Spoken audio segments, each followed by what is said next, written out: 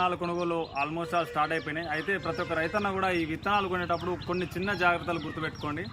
ఈ సంవత్సరం మిరప విషయంలోకి వచ్చేసరికి మనకు వర్షాలు ఎక్కువగా పడబోతున్నాయి. వర్షాలు ఎక్కువగా పడుతున్నాయంటే ఖచ్చితంగా తాలు శాతం కూడా చాలా ఎక్కువ వరకు పెరుగుతుంది. పోయిన సంవత్సరం బాగా పడిన విత్తనాలు అని చెప్పేసి ఈ సంవత్సరం మార్కెట్లో చాలా నడుస్తున్నాయి కదా.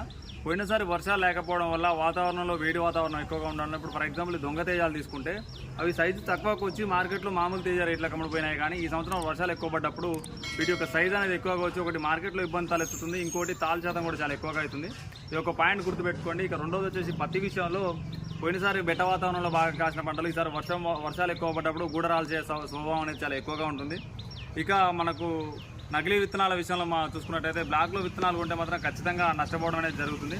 వర్షాలు ఎక్కువ పడుతున్నాయి కాబట్టి రసం పీల్చే పురుగుల ఉధృతి అనేది ఎక్కువగా ఉంటుంది. కాబట్టి ముందుగా పంటలు వేసుకోవడానికి మీరు ప్రయారిటీ ఇవ్వండి. ఎట్టి పరిస్థితుల్లో కూడా విత్తనం కొనుగోలు చేసే ముందు ఈ యొక్క చిన్న విషయాలని గుర్తుంచుకోండి.